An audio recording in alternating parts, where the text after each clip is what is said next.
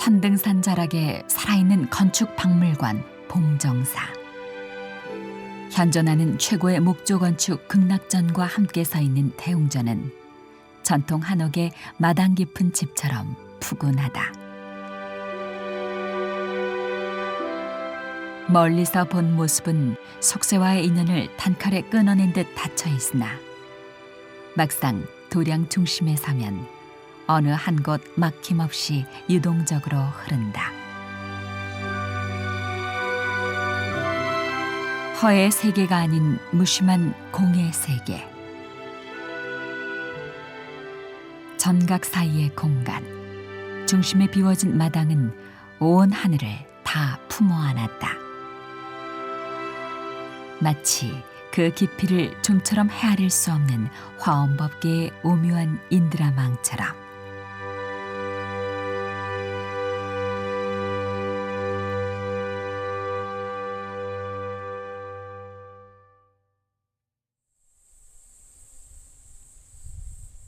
우주의 조화가 연기 아닌 것이 없으니 세상 전체는 곧 하나가 된다. 지붕을 맞댄 봉정사의 정각들은 무연하면서도 조화롭게 제 역할을 다하고 있다.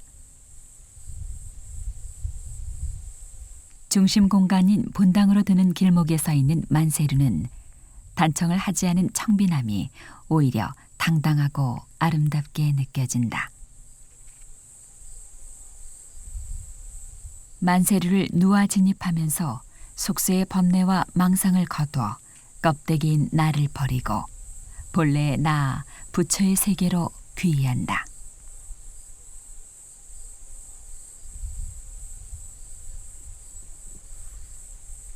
흔히 법고 창신을 전통의 뿌리를 두고 새로운 것을 만드는 것이라 하지만 선건축가에게 법고 창신이란 옛 것을 단절하고 새로운 것을 창조하는 것이다. 단절과 창조의 예가 바로 봉정사 대웅전이다. 지난 시간엔 불교와 유교의 건축 그리고 고려시대 사찰의 건축의 모습을 극락전을 통해서 살펴보았는데요. 오늘은 조선 불교의 건축에 대해서 말씀을 드릴까 싶습니다. 조선은 고려에 비해서 훨씬 더 개방적이고 대중적인 형식으로 불교는 진보해 나갔습니다. 봉정사 대웅전은 고려 말 이전에는 존재하지 않았던 새로운 건축 양식으로 극락전 영역과는 또 다른 세계를 담고 있다. 이 대웅전 영역은 극락전 영역과 마찬가지로 정면이 산문으로 막혀져 있는 폐쇄된 공간이었습니다. 막혀져 있습니다만은 극락전보다는 훨씬 더 개방적인 형식의 건축이라고 할 수 있습니다. 이 대웅전을 바라보시면 조금 특별하다고 느껴지지 않으십니까? 잘 모르겠습니까? 어떤 점이 특별한가 하면은요, 유난히 건물이 낮습니다. 보통의 한옥은 한 1대 1.4 정도의 비율로 수직적으로 솟구치는 형식을 하고 있다고 하면 이 건축은 아주 수평적입니다. 건물의 높이와 건물의 수평의 비율이 거의 비슷해서 수평적으로 확장되어 있는 그런 형식의 건축이라고 할 수 있겠습니다. 여러분이 잘 아시는 다폭의 지붕의 합각 지붕의 모습입니다. 극락전과 비교해 보시면 극락전은 맞배 지붕의 측면과 전면의 다른 모습을 가지고 있는 건축이라고 한다고 하면 이 합각 지붕의 다포 건축은 정면과 측면이 같은 형식이고 사방이 모두가 화려해진 형식이라고 할 수 있겠습니다. 물론 포의 모습이나 지붕의 모습도 다릅니다만은 기단의 모습이 우선 틀립니다. 기단이 작은 돌을 쌓아서 훨씬 더 소박한 모습 같지 않습니까? 그리고 그 앞에 꽃밭도 보이십니까? 예전에는 성스러운 모습을 만들기 위해서 꽃 같은 것들을 불당 앞에 심지는 않았습니다. 그러나 조선으로 들어오면서 바로 저런 하계의 모습을 띠고 있고 또 흩은 돌들을 쌓아서 훨씬 더 소박하게 건축을 만들고 있습니다. 그러는 동시에 법당은 훨씬 더 큰 건축을 하게 됩니다. 왜 큰 건축을 하게 되는가 하면 이제 사람들은 극락전처럼 예부에서 부처님을 친견하는 것이 아니라 내부로 들어와서 부처님을 직접 대면하기를 원하게 되고, 불교는 그런 것들을 적극 수용해서 법당의 내부로 모든 사람들이 들어오게 해서 더 자유롭고 개방된 형식의 법회를 보게 되는 겁니다. 그러한 이유로 바닥에는 나무가 깔리게 되고, 지금 이 대웅전의 앞에서 보는 저 텐마루라는 형식이 설치되게 되는 겁니다. 극락전의 앞에까지도 텐마루가 설치되어 있었는데요.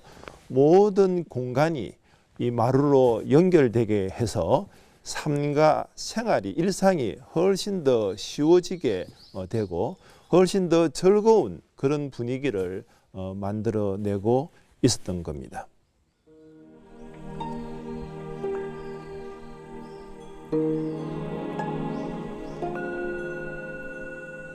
대웅전 정면에 텐마루가 있는 곳은 봉정사가 유일하다.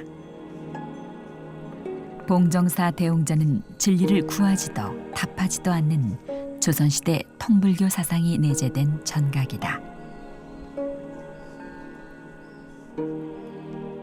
내부에 들어오게 되면 기존에 보지 못했던 새로운 형식의 천장이 설치되어 있습니다.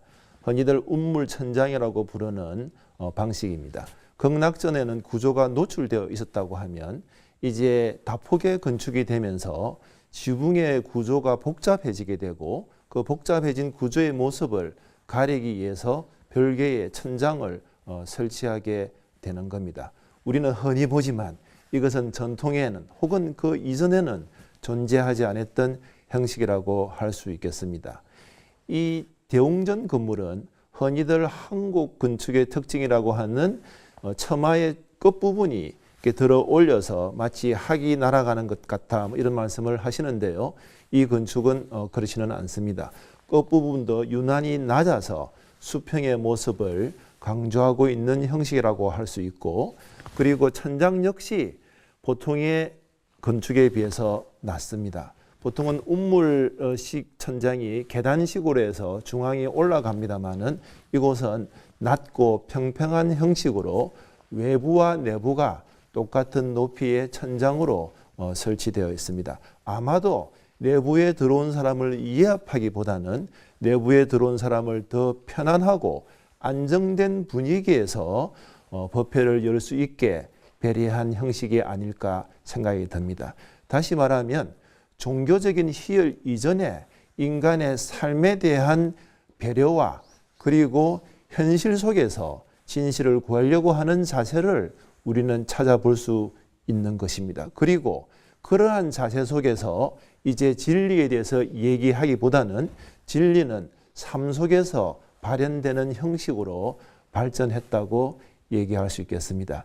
특히 이 대웅전 천장의 단청은 특히 아름다운 단청인데요. 고려 말의 전통이 곁들여 있는 그런 단청이라고 할 수 있겠습니다. 우리 보통 젊은 사람들은 단청을 보면 아마 너무 화려하다 이런 말을 많이 하는데요. 이곳의 단청은 전혀 그렇지 않습니다. 어떨 때 보면 검은색 같고 어떨 때 보면 다른 색으로 보입니다. 좋은 단청은 아주 다양한 색으로 보이는 것이죠. 그리고 좋은 단청은 아무런 색을 가지고 있지 않는 형식으로 보이는 것입니다. 무슨 얘기인가 하면 모든 색을 가지면서 그리고 만색을 가지지 않는 겁니다. 그 어디에도 나아가지 않으면서 모든 곳에 나아가는 형식이라고 할 수 있겠습니다.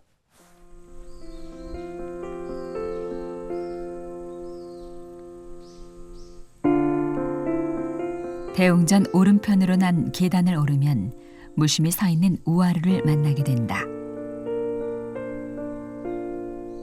봉정사 가람은 마당을 중심으로 세 곳으로 나뉜다.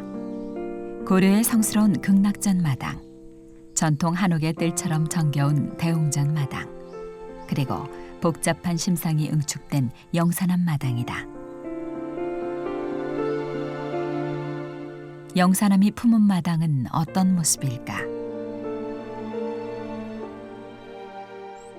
자, 이제 봉정사의 부석 암자 중에 하나인 영산암입니다.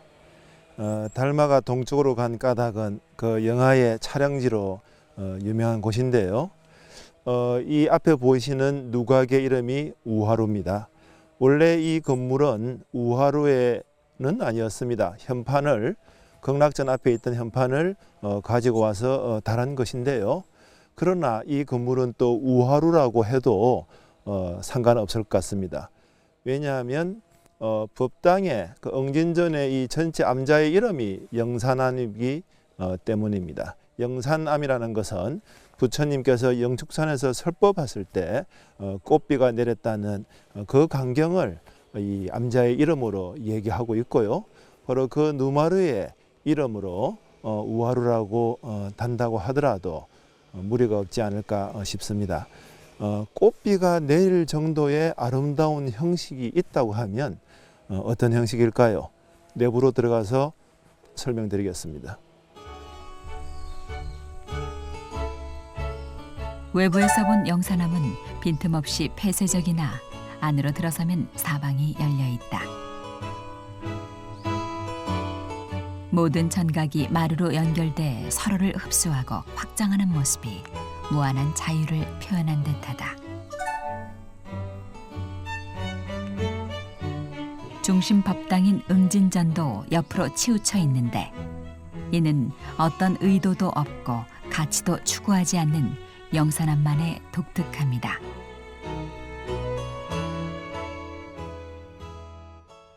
꽃비가 내리는 아름다움이라는 것은 어떤 아름다움일까요? 어떤 아름다운 형식이 있다고 하면 그것은 아마 특별한 형태가 없는 것일 겁니다. 질서와 조화, 크기나 비례에 의지한다는 것은 그것에 의지하는 형식이기 때문에 아름다운 형식이 아니라고 이야기할 수 있습니다.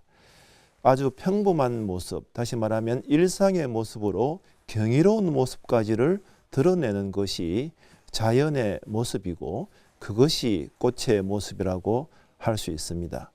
이 옆에 있는 이 소나무 역시 저는 그러하다고 생각이 드는데요. 자기 자신은 움직일 수 없는 구속적인 형식 속에서 그 무엇도 얘기하지 않고 드러내지 않는, 다시 말하면 적의도 호의도 가지지 않음으로 인해서 무한한 자유를 누리는 것처럼 영산암의 건축이 그러하다고 저는 생각합니다. 화엄의 진리는 특정한 모습을 갖는 것이 아니라 관계 속에서 끊임없이 변화하는 것을 말한다. 인드라망의 구슬처럼 하나의 일체가 담겨 있어 하나가 곧 전체가 되고 우주의 모든 것이 서로 비추고 조건이 되고 관계를 하고 있으니 일체가 하나가 된다.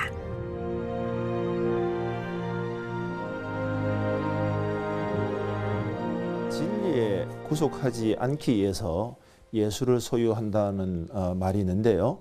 이곳의 건축이 그러하다는 생각이 듭니다. 포획할 수 있는 형식은 아무것도 갖고 있지 않으므로 모든 것을 느끼게 하고 드러내게 하는 형식이라고 생각이 듭니다. 아까 봉정사에서 보셨다시피 모든 곳은 막혀 있습니다. 그러나 그 막혀 있는 곳은 보시는 바와 같이 이런 툇마루들로 다 연결되어 있고, 그리고 이 우화로에 뚫려 있는 공간으로, 그리고 건물과 건물 사이에 뚫려 있는 공간으로 서로는 서로에게 흡수되고, 그리고 자기 자신은 밖으로 발산하는 형식이라고 할 수 있습니다. 각각이 다른 모습의 전경들을 보여주고, 그리고 서로 섞여서 흡수되는 형식입니다. 이곳의 건축은 확정과 비결정의 모습에서 왔다 갔다 하는 모습이라고 할 할 수 있습니다. 다시 말하면 혼돈의 형식이라고 할 수 있겠죠. 그러나 그 혼돈은 최소한의 사각형이라는 건축적 프레임을 가지고 있습니다. 그러나 그 건축적 프레임은 구속하는 형식이 아니라 오히려 자유롭게 방하하는 형식이라고 할 수 있겠지요. 방하한다는 것은 모든 것을 놓아버린 경지라고 얘기할 수 있겠습니다. 이곳의 건축이 그러합니다. 어디에도 머무는 바 없이 마음을 내는 것. 이것이 참된 불제자의 모습이리라. 응진전에서 우하루를 바라보면 기둥 사이 빈 공간이 집착을 버리고 나를 내려놓으라 설하는 듯하다.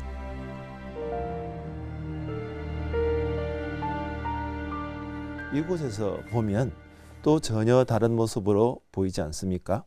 우하로에 뚫린 모습으로 인해서 건물은 끊임없이 확장되는 모습으로도 느껴집니다.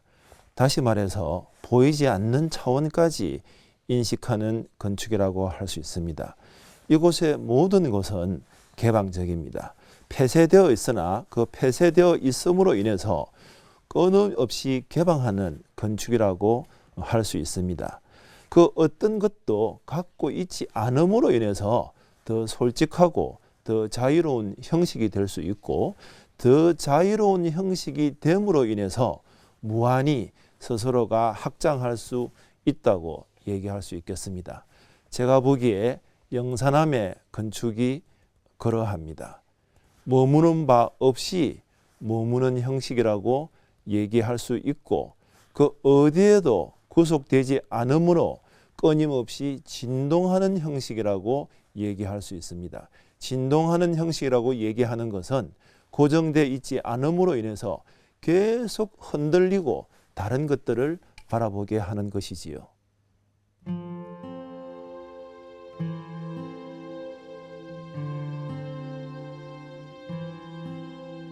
제법 실상의 보편 타당한 진리를 바탕으로 현실의 연기와 공을 직시하는 불교.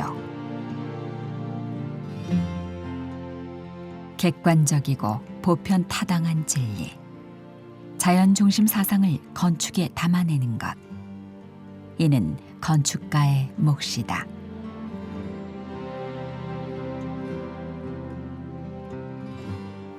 영산함은 완전한 투명성과 동시에 작동하는 건축이라고 생각합니다.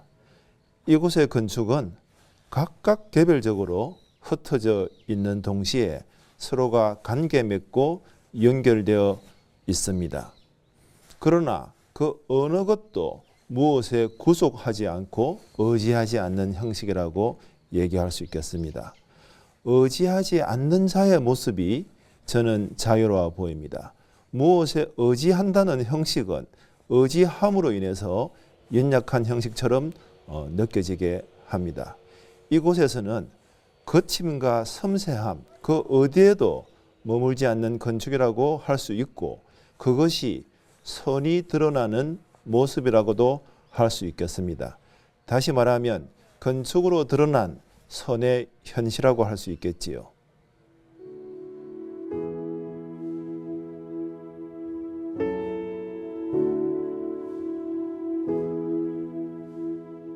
자연의 만물은 어느 것 하나 불필요한 것이 없다.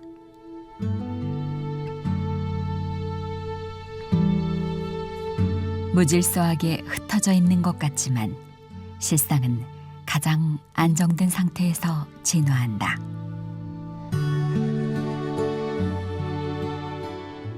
봉정사의 가람은 폐쇄된 공간 속의 별개인 것 같지만 상호 융합하며 밀접한 관계를 맺고 있다. 전체가 하나이고 하나가 전체인 상즉 상임. 세상에 존재하는 모든 것이 원만히 융합되는 세상. 그것이 봉정사 가람이 품고 있는 조화로운 중중무진의 화엄 법계가 아닐까.